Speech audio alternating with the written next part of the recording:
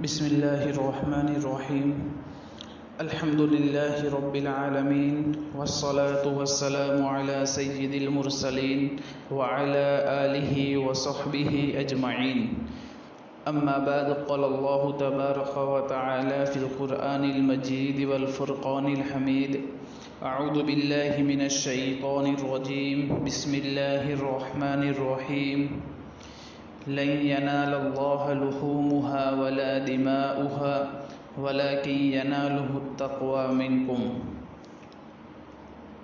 وعن عائشة رضي الله تعالى عنها أن رسول الله صلى الله عليه وسلم قال: ما عمل آدمي من عمل يوم النحر أحب إلى الله من إحراق الدم، إنه ليأتي يوم القيامة بقرونها وأشعارها وأزلافها، وإن الدم ليقع من الله بمكان قبل أن يقع من الأرض فطيبوا بها نفسا. رواه الترمذي. ابواب الأضاحي عن رسول الله صلى الله عليه وسلم.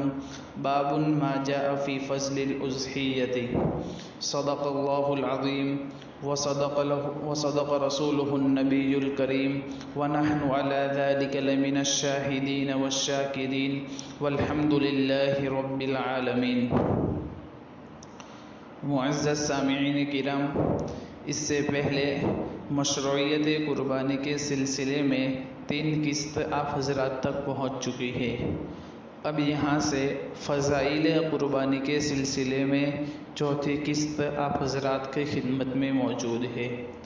سب سے پہلے جو آیت قرآنیہ ذکر کی گئی، یعنی لن ینال اللہ لحومها ولا دماؤها ولکن ینالہ التقوی منکم، اس کا ترجمہ یہ ہے کہ اللہ تعالیٰ کے پاس نہ ان جانوروں کا گوشت پہنچتا ہے نہ ان کا خون، بلکہ اس کے پاس تو تمہارا تقوی پہنچتا ہے. اس سلسلے میں سمجھنا چاہیے کہ جب انسان جانور کی گردن پر چھری پھیرتا ہے تو جذبہ قربانی اور دل کے تقوی کا امتحان ہو چکا ہوتا ہے. یعنی خون کا قطرہ زمین پر بعد میں گرتا ہے، نیک نیتی اور خلوص دل پہلے قبول ہو جاتا ہے. اب اس آیت کے ماتحت یہ حقیقت واضح ہو چکی کہ صرف جانوروں کا خون بہا دینے سے یا اسی طرح گوشت کھلانے سے ہی خدا کی خوشنودی حاصل نہیں ہو جاتی، بلکہ اس کے یہاں تو اصلی قیمت تقوی، خلوص، خوش دلی، جوش محبت اور جذبہ قربانی کی ہے. جس بندے میں یہ خوبی جتنی زیادہ ہے اس کی قربانی اتنی ہی زیادہ مقبول ہوتی ہے.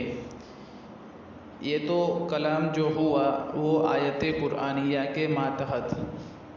اب جو حدیث ترمذی شریف کے اندر موجود ہے اس کے ماتحت حضرت الاستاد فکر نانوتوی کے امین، مفکر ملت حضرت مولانا مفتی سعید احمد صاحب پالنپوری نور اللہ مرکزہ وبرد اللہ مسجعہ، سابق شیخ الحدیث و صدر المدرسین ازہر الہند دارالعلوم دیوبند نے اپنے کتاب تحفۃ العلماء، جو کہ ترمذی شریف کی نایاب شروحات میں شمار ہوتی ہے، حضرت والا نے اس حدیث کے ماتحت جو کلام کیا ہے اس کو میں بیان کرنا مناسب خیال کرتا ہوں. حضرت والا نے تحفۃ العلماء جلد نمبر 4 ابواب الاضاحی عن رسول اللہ صلی اللہ علیہ وسلم صفحہ نمبر 427، اس پر ابواب الاضاحی کے ماتحت 3 احادیث کو ذکر کیا ہے. وہی جو حضرت کے الفاظ ہے اسی کو بیان کرتا ہوں. سب سے پہلی حدیث حضرت عائشہ رضی اللہ تعالی عنہا سے مروی ہے اور اس میں قربانی کی 3 فضیلتیں ہیں. پہلی فضیلت نبی اکرم صلی اللہ تعالی علیہ وآلہ وسلم نے فرمایا، کوئی بھی بندہ قربانی کے دن کوئی بھی عمل ایسا نہیں کرتا جو اللہ تعالیٰ کو خون بہانے سے یعنی قربانی کرنے سے زیادہ محبوب ہو، یعنی قربانی کے دنوں میں اللہ تعالیٰ کے نزدیک سب سے زیادہ پسندیدہ عمل قربانی ہے۔ دوسری فضیلت جو حضرت والا نے ذکر کی ہے، قربانی قیامت کے دن اپنے سینگ، بالوں اور کھر کے ساتھ آئے گی، یعنی جیسا جانور قربان کیا ہے ویسا ہی قیامت کے دن ملے گا، اس کا کوئی بیکار عضو بھی ضائع نہیں ہوگا۔ سینگ، بال اور کھر جو پھینک دیے جاتے ہیں وہ بھی ضائع نہیں ہوں گے۔ تیسری فضیلت، قربانی کا خون زمین پر گرنے سے پہلے اللہ تبارک و تعالیٰ کے یہاں قبول ہو جاتا ہے، یعنی اللہ تعالیٰ اس پر ثواب عنایت فرماتے ہیں۔ قبول ہونے کا یہی مطلب ہے۔ نبی اکرم صلی اللہ تعالیٰ علیہ وآلہ وسلم نے یہ فضیلتیں بیان کر کے فرمایا، پس خوش دلی سے قربانی کرو، یعنی اس کو بوجھ مت سمجھو، کیونکہ تمہاری قربانی ضائع نہیں ہوگی بلکہ قیامت کے دن تمہارے کام آئے گی۔ اب دوسری حدیث حضرت زید ابن ارقم رضی اللہ تعالی عنہ کی ہے۔ امام ترمذی نے اس کو یروہ صیغہ تمریز کے ساتھ بغیر سند کے ذکر کیا ہے۔ یہ روایت امام احمد، ابن ماجہ اور حاکم نے سند کے ساتھ ذکر کی ہے۔ حضرت زید بیان کرتے ہیں کہ صحابہ نے پوچھا، یا رسول اللہ صلی اللہ علیہ وسلم، یہ قربانی کیا ہے؟ آپ صلی اللہ علیہ وسلم نے فرمایا، تمہارے ابا حضرت ابراہیم علیہ السلام کی سنت یعنی طریقہ ہے۔ صحابہ نے پوچھا، اور ہمارے لیے اس میں کیا ہے؟ آپ صلی اللہ علیہ وسلم نے فرمایا، ہر بال کے بدلے ایک نیکی۔ صحابہ نے پوچھا، اور اون؟ آپ صلی اللہ علیہ وسلم نے فرمایا، اون کے ہر بال کے بدلے بھی ایک نیکی۔ اسی طرح تیسری حدیث حضرت عمران رضی اللہ تعالی عنہ کی ہے، جس کا باب میں حوالہ ہے، وہ روایت مستدرک حاکم میں ہے، اور اس کا مضمون یہ ہے کہ نبی کریم صلی اللہ تعالی علیہ وآلہ وسلم نے حضرت فاطمہ رضی اللہ تعالی عنہا سے فرمایا، اپنی قربانی کے پاس کھڑی ہو جاؤ، خون کا پہلا قطرہ نکلتے ہی تمہارا ہر گناہ معاف ہو جائے گا۔ اس کو حضرت والا نے اپنی کتاب میں ذکر کیا ہے۔ یہ تو قربانی کی فضیلت کے سلسلے میں تھا۔ اب یہاں سے عیدین کی راتوں کی کیا فضیلت ہے، اسی طرح عشرہ ذی الحجہ کی کیا فضیلت ہے، اور قربانی نہ کرنے پر کیا وعید ہے، ان تین چیزوں کو بیان کیا جاتا ہے۔ سب سے پہلے عیدین کی راتوں کی فضیلت۔ حضرت ابو امامہ رضی اللہ تعالی عنہ سے روایت ہے کہ رسول اللہ صلی اللہ تعالی علیہ وآلہ وسلم نے فرمایا، جس نے عیدین کی دونوں راتوں میں خالص اجر و ثواب کی امید پر عبادت کی، اور اس کا دل قیامت کے اس ہولناک دن میں مردہ نہیں ہوگا جس دن لوگوں کے دل خوف و وحشت سے مردہ ہوں گے۔ تشریح: قیامت کے ہولناک دن میں خوف اور تکلیف و پریشانی کا یہ عالم ہوگا کہ آدمی زندگی پر موت کو ترجیح دے گا۔ جو لوگ ان دو مبارک راتوں میں اپنے دل اپنے پروردگار سے لگائے رہیں گے، قیامت کے دن ان کو امن و سکون اور راحت و آرام نصیب ہوگا۔ اور بعض علماء نے یہ مطلب بیان کیا ہے کہ اس شخص کا دل دنیا کی محبت میں دیوانہ نہ ہوگا جو حقیقت میں دلوں کے لیے موت ہے، اور یہ شخص بری موت سے محفوظ رہے گا۔ اس کو الترغیب والترہیب جلد نمبر 2 صفحہ نمبر 384 سے لیا گیا ہے۔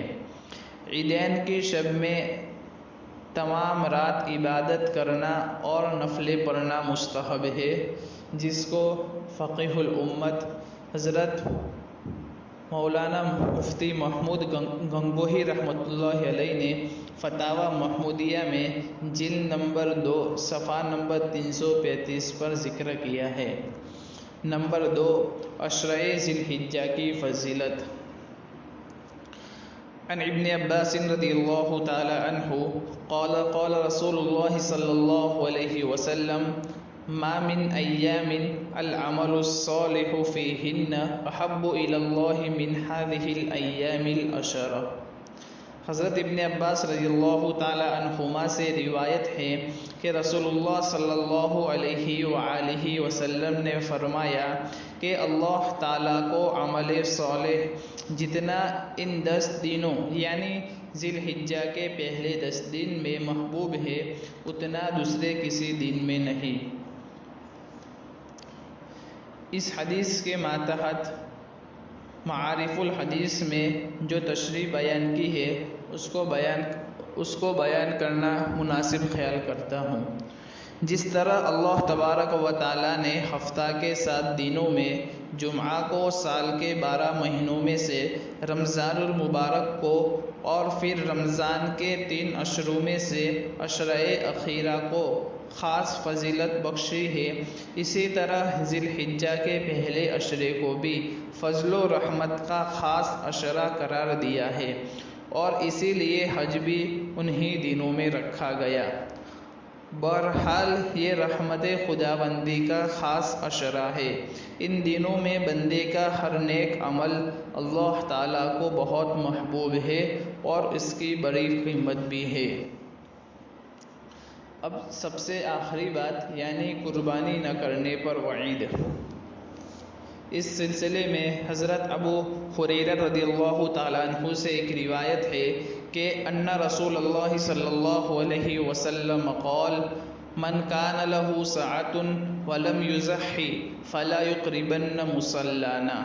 حضرت ابو ہریرہ رضی اللہ تعالیٰ عنہ سے روایت ہے کہ رسول اللہ صلی اللہ علیہ وسلم نے فرمایا، جس کے پاس گنجائش ہو اور اس کے باوجود وہ قربانی نہ کرے وہ ہماری عیدگاہ کے قریب بھی نہ آئے۔ پوری ملت اسلامیہ شریعت کا ایک اہم شعار اور حضرت ابراہیم خلیل اللہ علیہ السلام کی یادگار منا رہی ہے۔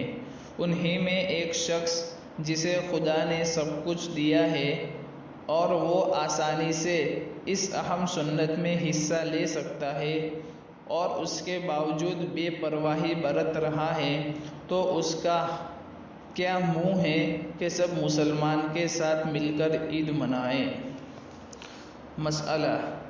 ایک مسئلہ جو عوام کے اندر غلط فہمی کا باعث ہے، جس کو اغلاط العوام میں بیان کیا ہے صفحہ نمبر 133 پر، اس کو ذکر کرنا مناسب خیال کرتا ہوں۔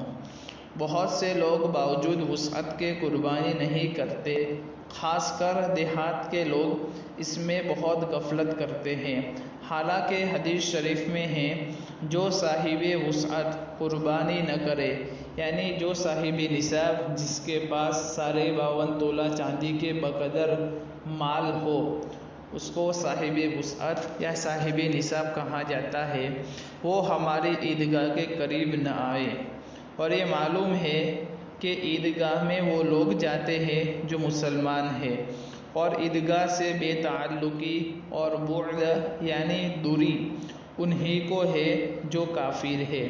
اب غور کرنا چاہیے کہ حدیث شریف میں قربانی نہ کرنے والوں کے لیے کس قدر تحدید اور وعید شدید ہے۔ بعض جگہ یہ رواج پایا جاتا ہے کہ جس کسی پر قربانی واجب ہوئی اس نے بکرا، بھیڑ، دمبا یا کوئی بڑا جانور خرید لیا اور قربانی کر دی، لیکن اگر کبھی کچھ مالی اعتبار سے کمی ہوئی، چاہے وہ صاحب نصاب بھی ہو، لیکن اکثر و بیشتر یہ کہہ کر بری الذمہ ہونے کی کوشش کرتا ہے کہ ہر سال قربانی کرتے ہیں، اگر اس سال نہ کی تو کیا حرج ہے۔ دین اسلام ایک کامل دین ہے جس میں انسان کی قیامت تک کی ضروریات وغیرہ کا خیال رکھا گیا ہے۔ قربانی کے باب میں شریعت کی دی ہوئی رعایتوں اور گنجائشوں کا استعمال نہ کرنے کی بنا پر ایسا ہوتا ہے۔ افضل تو یہی ہے کہ صاحب نصاب ایک بکرا، دمبا وغیرہ قربانی کا کرے، لیکن اگر اس کی ہمت نہ ہو تو بڑے جانور میں ایک حصہ ضرور لے کر فریضہ قربانی سے سبکدوش ہو کر اس وعید سے بچے، کیونکہ بڑے جانور میں 7 افراد شریک ہو سکتے ہیں۔ اگر اس علاقے میں بڑے جانور وغیرہ نہ ملتے ہو یا گوشت نہ کھایا جاتا ہو تو قربانی کی رقم دینی مدارس میں جہاں پر قربانی کا انتظام ہو بھیج کر دگنا ثواب حاصل کر لے۔ یہ بات حضرت مولانا رفعت صاحب قاسمی رحمۃ اللہ علیہ نے بیان کی ہے، جو مسائل رفعت میں موجود ہے۔ یہاں مشروعیت قربانی کے سلسلے میں 3 قسط اور اسی طرح یہ 4تھی قسط فضائل قربانی کے سلسلے میں ختم ہوئی۔ اب انشاءاللہ آئندہ کل سے مسائل قربانی کے سلسلے میں بیان کیا جائے گا۔ اب آئندہ کل جو عنوانات ہوں گے وہ لفظ اضحیہ کی تحقیق، اسی طرح قربانی کا ثبوت اور قربانی کا حکم اور قربانی کی شرائط، ان 4 چیزوں پر مستقلاً انشاءاللہ روشنی ڈالی جائے گی۔ السلام علیکم ورحمۃ اللہ وبرکاتہ۔